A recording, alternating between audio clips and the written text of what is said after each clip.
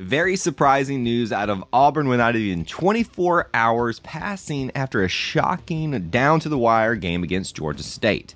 The Tigers have fired a position coach after just 4 games. That move brings with it a lot of questions. Let's talk through it a bit and maybe piece together why, how, and when this happened. My name is Kyle, the owner and editor of the E2C network, where the Auburn family speaks. Our content here and on our podcast network may tend to be Auburn sports heavy, but if it's orange and blue, it's what we do. If you're new to the channel, be sure to hit that subscribe and notification bell so you never miss any content. Thank you to our members of the Booster Club like Doug Easom, who help produce videos like this. So I've actually tried to make the audio for this video a couple of different times because I'm still trying to piece together what I think's going on from different sources and my own opinions and speculation here. So I think this is probably going to have to be my final time trying to put my thoughts together on this thing. But let's talk about this one thing here. Let's talk about what we actually know has happened here. Auburn football and Bryan Harsin have decided to part ways with wide receiver position coach Cornelius Williams. That is all we know at this point. And the facts are that it was only 4 games that he survived into the 2021 season. We also can see that the wide receiver position has been lackluster at best, with only a few shining moments to show, obviously, with the game-winning catch by Shed Jackson and a couple of other areas. But outside of that, have really been confusing, and there's been a lot of speculation about position rotations and all kinds of stuff.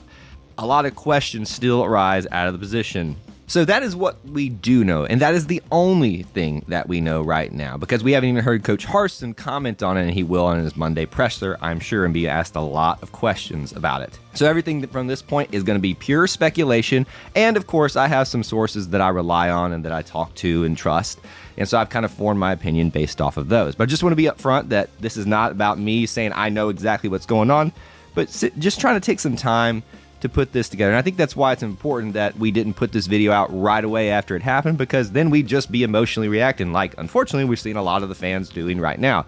Emotions sometimes, not sometimes, most of the time, end up with you being wrong. And we didn't want to be in that position. So now that we've had some time to kind of take some things in, listen to rumors, speculation, and talk to some sources, let's maybe just piece together when this happened and why this happened. I think those are the 2 big questions that most people want answered right now.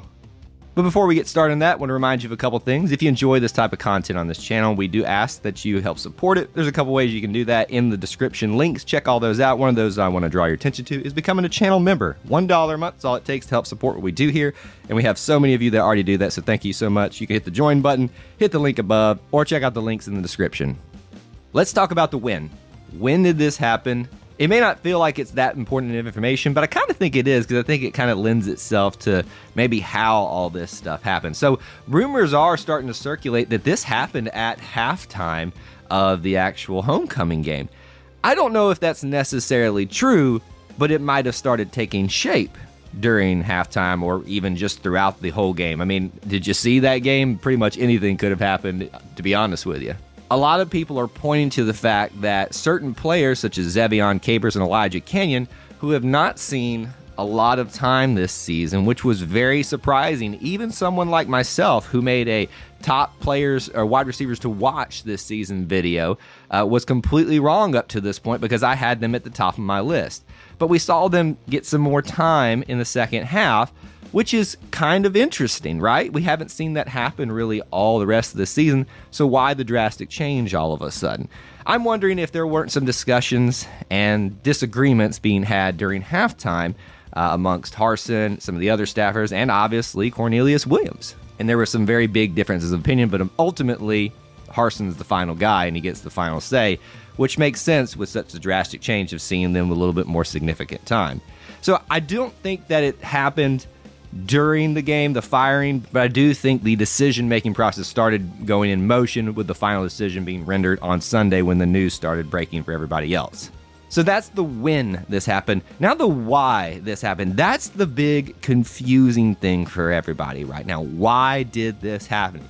Now, most of you are probably haven't even listened to this point, are screaming, Bo Nix, Bo Nix, Bo Nix, quarterbacks. Listen, there is plenty to discuss there, and there is plenty to talk about, whether there's a right decision or a wrong decision in that. But we're strictly talking about the wide receiver position right now.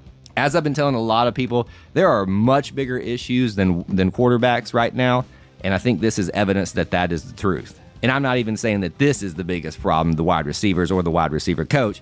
Now, let me address this. There's a lot of people saying scapegoat, that they just needed to make a move, do something to show that they're trying to make a change because of the issues that have arisen this game, but also started kind of arising in the last game as well. That might be the case, but I've always lived by this, and it's proven true in my life. Usually the easy answer is the wrong answer, and that's the easy thing for us to say. It doesn't make sense to us, so it's just a scapegoat thing. So that's kind of why I'm not subscribing to that theory, and I've actually changed on that in the last couple of hours after talking to a source that I thoroughly trust, but this is just my opinion that I'm forming on this. I've also seen a couple people make comments such as this is going to be what determines Coach Harsin whether he's going to be a legitimate hire or a bad hire. I think that's a bit too drastic to say, but I do think that this is a good moment to really see him staking his claim on the program and saying, no, I'm not going to tolerate things being done the way I don't want them to be done, and that's why we're making this decision.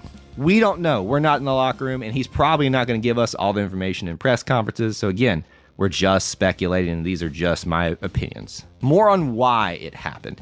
Listen back to some of his press conferences if you've been paying attention to some of those. And a lot of the times, these type of answers he would say would come after questions about quarterbacks, about Bo specifically. And while he has been critical and has said that there's things that need to be cleared up on the quarterback side and in Bo's position when we're speaking about him, mainly because he's been the starting quarterback, he's also been very quick to remind reporters and everyone else who's questioned that to say, the quarterback can only do so much. Like he even said, they can only control. So you can only control what you can control. Let me, the head coach, focus on the other things. And he's even said that other positions have to support him. He's called out the offensive line. He's been complimentary towards them at times, but he's also said that there's areas where they've got to help him out.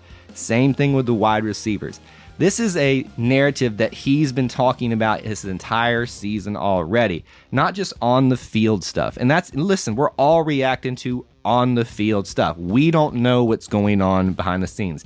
We probably have barely a third of the information that he's operating off. We don't know what type of struggles they've been having in practice and things getting cleared up. Coach has talked a lot about doing the little things right and talking about a lot of the stuff that whether it's practice or how you even prepare throughout the week. And while those have been some kind of vague comments and you don't really know who he's talking about, this might have been what he was talking about. Very little things such as how you prepare during practice and it not showing up on the field. Bo's had a lot of overthrows and a lot of errant throws, but have you ever stopped to think that maybe some of those have been because there's confusion on the wide receiver side of things? It's highly possible. Not saying that's altogether his fault because I've seen some of Bo's throws myself, especially in that last game. They were bad. There's more discussion to be had on that point on why that was occurring, but we're not going to, again, handle that in this video right here.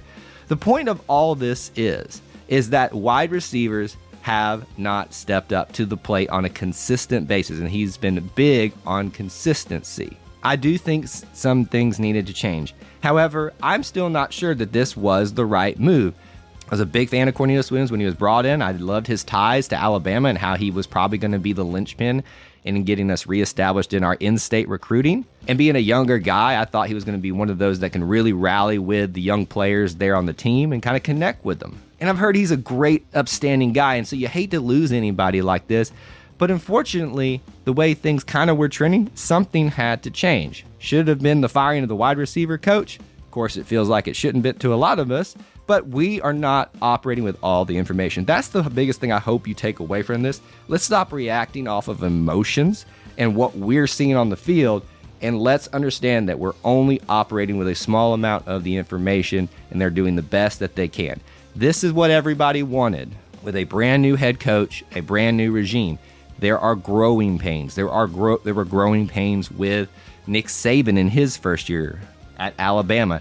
You're going to have to be patient, folks. You are. And I'm not just sitting here trying to berate everybody who's having some harsh feelings about this decision and what's going on in the team right now. I'm just as unhappy as the rest of you. But the difference is we have to stop back and look at the context of the situation and not just react to the emotions of the situation. So all in all, round out my thoughts by saying this. I am sad to see Cornelius Williams go because I was a big fan of his coming in to be a part of this staff. Was it the right decision? Doesn't seem like it right now, but maybe we'll understand in many games time and hopefully by the end of the season the decision that was made.